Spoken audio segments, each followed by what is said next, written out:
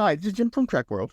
Join us after the break as we take a look at the actual filming model used in the original Star Trek television series.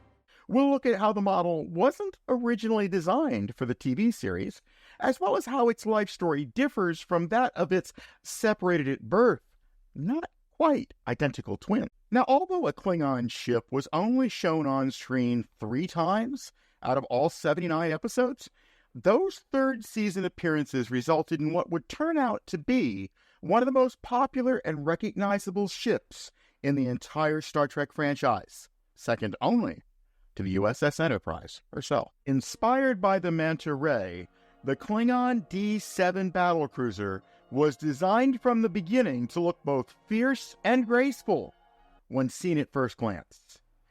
The Klingon race was created by the late Gene Kuhn for the television series Star Trek.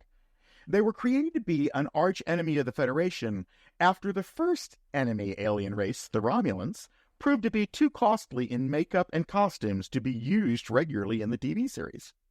The new bad guys wore simple uniforms, had dark, swarthy complexions, and featured a classic bad guy mustache. Because the budgets were so tight on those shows, it wasn't until the last season that we even saw their ships for the very first time. Indeed, the ship would only be used 2 more times in the entire series, once as a Romulan ship in the Enterprise incident, and then again in Day of the Dove. Ironically, because the episodes were not shot in the order they were broadcast, Ilan of Troyes has the unique distinction of being both the first episode filmed with a model and the last episode shown on TV with a model. Now, this is what the Jeffries model looked like on the day they suspended it from the ceiling at Howard Anderson Sound to shoot the special effects footage for the episodes. Now, I'll get into in a few moments why I'm calling this the Jeffries model. Trust me, it does make a little bit of sense. In this light, you can clearly see that the model featured a multi-toned paint scheme, as you could also tell from careful examination of the footage from Ilan of Troyes that we just saw. This multi-tonal paint scheme will come to greater significance to you and I as our story progresses. But for now, let's take a deeper look at one of the most famous miniatures ever to be filmed, and the unorthodox method by which it came to be created. Now, for yet the 3rd time this season in our video series, we find the same man at the beginning of our journey, Stephen Edward Poe. You may know him better by the name Stephen E. Whitfield as the co-author of The Making of Star Trek, along with Gene Roddenberry, a truly remarkable book. Our video discussing it is available on our channel at the link above in the right-hand corner, as well as an affiliate link in the description of this video if you're lucky enough to find the long out-of-print book on Amazon.com. Now, Stephen had been sent to Desilu on behalf of the Aluminum Model Toy Company to secure rights to make a hobbyist model of the USS Enterprise. While there, he would also secure the rights to the Galileo shuttlecraft model, and in so doing, arrange for AMT to construct a full-scale 22-foot studio model of the Galileo, as well as a 24-inch miniature to be used in filming. Additionally, AMT also delivered the interior set of the Galileo for filming the cast when they needed to be shown inside. We have a video about that amazing story as well, so please be sure to stick around at the end of this one and check it out on our channel. Now, not long after AMT had begun selling the Enterprise, they quickly realized that they could make even more money by producing another model with ties to Star Trek. Now, they had secured the rights to the shuttlecraft Galileo, but Desilu was so cash-strapped at the time that there were no plans to ever build another studio model for the series. To make matters even worse, the show had been canceled before its 2nd season had even completely aired. So AMT pretty much assumed that if they wanted anything that they were going to be able to sell, they needed to go out and design and make it for themselves. Now, when Stephen first arrived on the Desilu lot, his relationship with Star Trek art director Matt Jeffries grew, and they became casual friends at the time. While the Galileo was being built, AMT had Stephen reach out to Matt Jeffries with an interesting proposal. They reached an agreement with Matt and paid him to design a Klingon Battlecruiser model kit to sell alongside the Enterprise. Let's hear Matt's own words on the story. It was strictly an extracurricular activity on my part. AMT had no design input whatsoever, and by that point, Gene pretty much had left me on my own. I designed it here at home because there was neither the time nor the money allowance to do it at the studio. Since the Klingons were the enemy, I had to design a ship that would be instantly recognizable as an enemy ship, especially for a flash cut. There had to be no way it could be mistaken for one of our guys. It had to look threatening, even vicious. So I modeled it on a manta ray, both the shape and the color, and that's why it looks like it does in the original series. Now, as you can see from the middle drawing here, he had even experimented with having the Klingon engines attached to the sides of the core rather than at the full extension of the wings like we're used to. But he always felt strongly that the nacelles would be held away from the core of the ship because of safety and ease of replacement concerns. Now, here's an interesting point, by the way. Matt never used the word nacelle to describe warp nacelles. He always used the term power units or power pods right up all the way through Star Trek the Motion Picture. Do you have a message that you would like to share with us and the Star Trek universe? If so, please call or use your comments line and give us your thoughts. Now, the model you see in the photo is actually what is known as a master tooling model. Under Jeffries' personal supervision, Gene Winfield, the man who built the Galileo, proceeded to manufacture 2 master tooling models, each one 28 inches by 20 inches by 7 inches in size. Now, AMT built 2 of the models because by the time they actually were ready to produce the models, the series had indeed been renewed for a 3rd season. They knew they needed that ship to be featured on screen, as it would mean extra sales. So as soon as the first model was done, they raced it over to the Howard Anderson Company so they could be immediately filmed. For now, we're going to continue to refer to that filming model as the Jeffries model. Why? Because this is the model that stayed with Matt Jeffries after the Star Trek series shut down at the end of Season 3. So one model was used for filming, and the other was a prototype for the upcoming AMT model kit. Now, how the process worked was AMT would take that prototype and they would connect it to a device called a pantograph. Here's a photograph of it on the screen here. Now, a pantograph would trace the contours of the surface of an object, and it would then dig out the resulting contours out of a block of metal that would result in a 1/2 scale perfect mold of the object you just traced. So they took a 28-inch wooden model and they created a 14-inch metal mold that could be used for making the retail kits. Now, after the series was off the air, AMT gave the model Gene Roddenberry as a present. Now, as such, we will continue from this point forward to refer to it as the Roddenberry model. So now you have a pretty good idea of why I'm pointing out the Roddenberry model versus the Jeffries model. In the meantime, Stephen Poe would go on and include the scale drawings that were made to be used on the boxes for the new ship in the making of Star Trek, resulting in the model showing up in the book about a month before it appeared on TV. But the biggest issue that was actually created by including it in the book was that he didn't mention anything about the AMT connection, and that led many people to believe that the model had been commissioned, bought, and paid for by Desilu. This belief would continue for well over 3 decades until Matt Jeffries did a series of interviews in 2002 and set the record straight. However, the 2 sisters are not identical twins. There are numerous subtle differences between the Roddenberry model and the Jeffries model, if you know where to look. The 2 photos that we're going to examine are of the Roddenberry model currently on display at the Pop Culture Museum in Seattle on the left-hand side of the screen, and a beautiful frame capture of the Jeffries model when the Smithsonian had it on display at the 1992 Star Trek exhibition.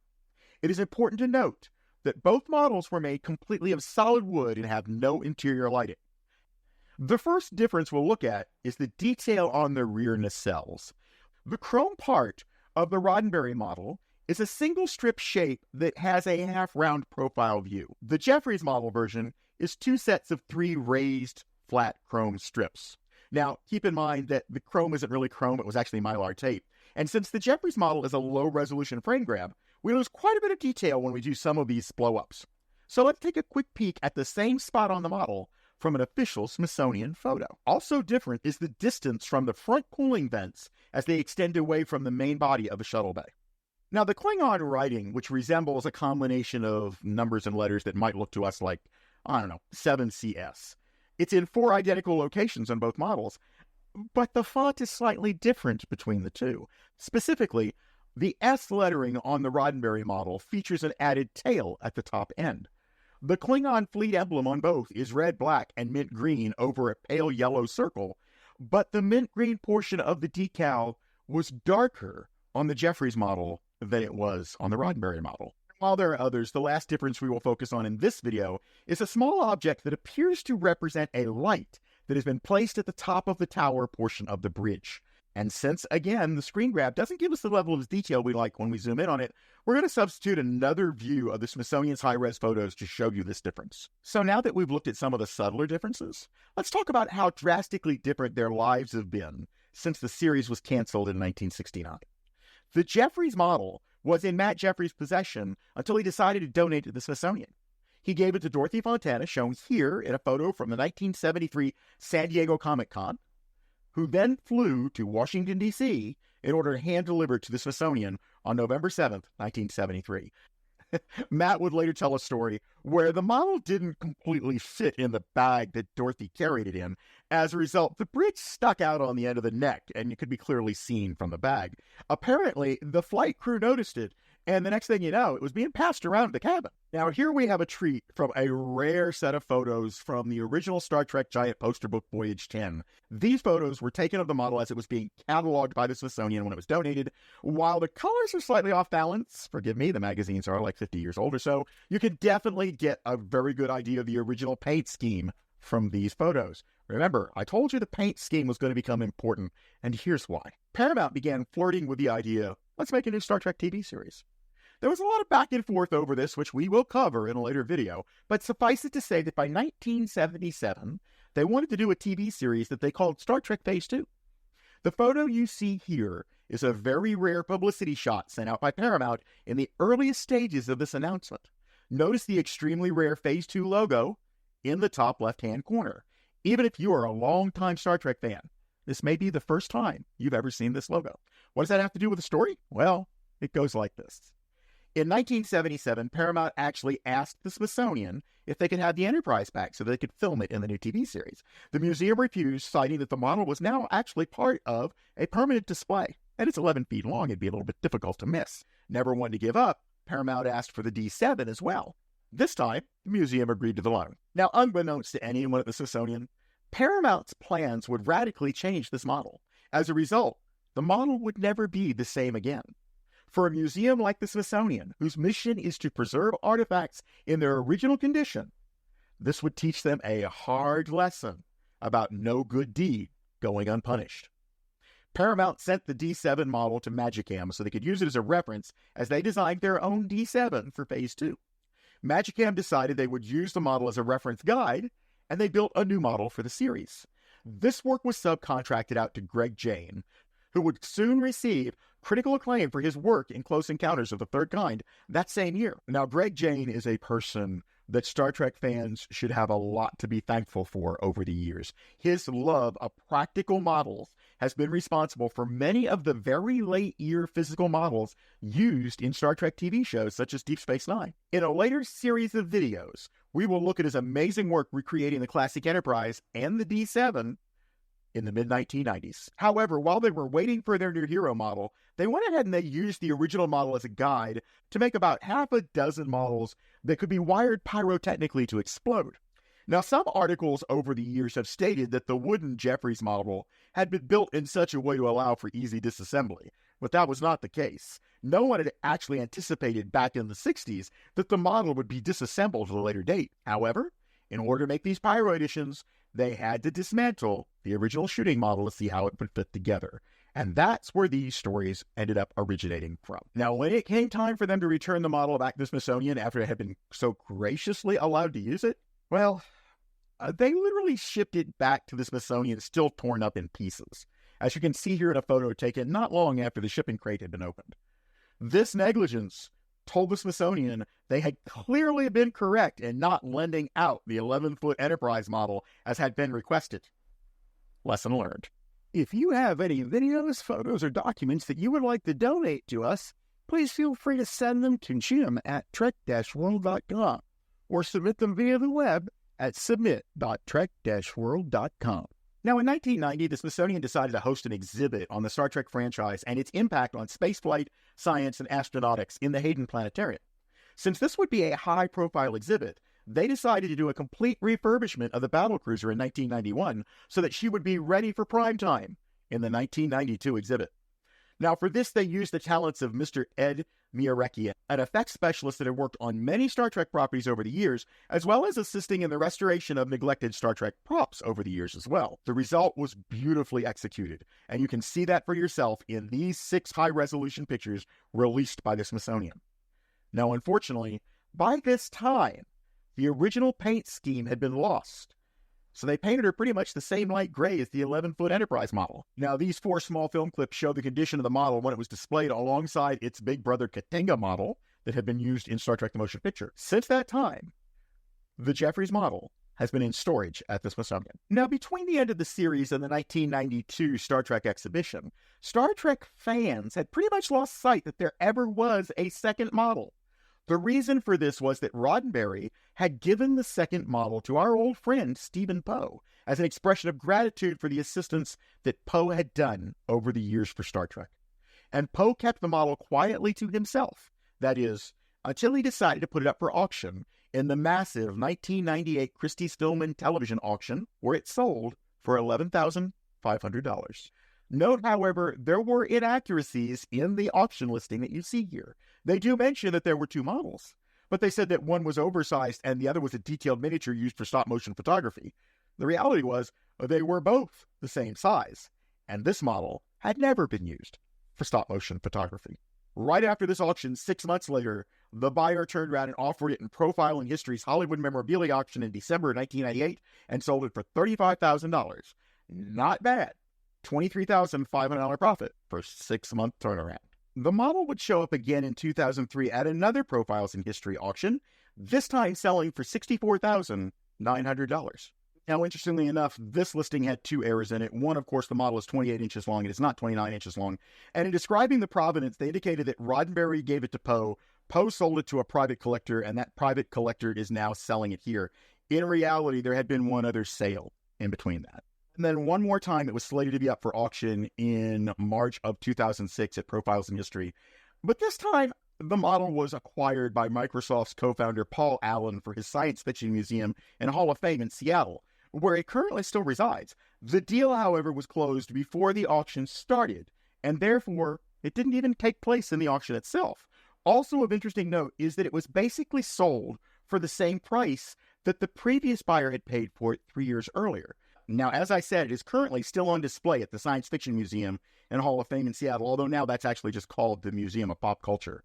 Yet, as that model still carries its original paint scheme, it serves as an ever-useful reminder of what the screen-used model had actually looked like when it had first been created. Now, we're going to take a brief pit stop here, and we're going to talk about another Matt Jeffries AMT model kit that most people don't know about. You see, the family tree for our 2 not quite so identical twins had a step-sibling hiding in the closet. When AMT approached Matt Jeffries, they not only asked him for the Klingon Battlecruiser, but they also wanted him to create an interplanetary mystery ship, which they called the Leif Ericsson. The idea was that they wanted to be able to have some other ship that they could somehow connect to Star Trek without using the Star Trek name, so they asked Matt to design 2 separate ships for them. Now, needless to say, the Klingon Battlecruiser went on to be used in the series, and that's all well and good. The Leif Ericsson never did get used in the series. There were some occasions where they thought they were going to be able to sneak it into the Filmation cartoon series, but that never actually happened. It showed up on some storyboards, but never made it into the final episodes. The ship itself never really did very well. The very last version of it was produced by Round 2 in 2009 as a glow-in-the-dark mystery UFO ship. However, it is probably the least known Matt Jeffries starship design. Most Star Trek fans have no idea it even exists. Now, before we wrap our visit up today, there's a humorous story that goes with how this model actually got its name. And believe it or not, the story goes all the way back to that Making of Star Trek book that Stephen Whitfield wrote. Towards the end of season 2, Gene would get antsy when they were unable to roll cameras down on the soundstage. Because every time you had everybody down there ready to film and nobody was filming, it was costing money and the budget was really, really tight. So he felt that people were stalling or causing filming not to take place because of unprofessional attitudes. He gets a call from the set and says, "You need to come down here. There's an argument between Bill and Leonard. You're the only person who can do anything about this." So he gets down on the set in time to hear Bill screaming at the top of his voice, "Leonard, what do you mean keep saying it's a D7 Klingon ship? It's obviously a D6. Leonard shouts back, "No, you idiot, the D6 has 4 doors over here, and the D7 has only 2. Bill immediately shouts back, No, it's the other way around, you have it all wrong." While watching all this go on, I'm sort of standing here beginning to get frustrated, Gene says, watching the minutes tick by and mentally counting the money that we're losing in expensive crew time because the cameras aren't rolling. And as the argument continues, I keep thinking to myself, I should remember whether it's a D6 or a D7. Finally, I couldn't even stand it anymore, so I walked in between them, held up my arms, and said, "Come on, fellows, it really doesn't matter. Let's get on with the scene." And immediately the whole crew burst out laughing. This practical joke would be remembered, but not until Star Trek's 30th anniversary in the Deep Space Nine episode, Trials and Tribulations, where Kira Nerys identifies this battlecruiser type as a D7 battlecruiser. The name D7 had never been used until this point. Unfortunately, having passed away 5 years earlier, Gene never lived to see the name used.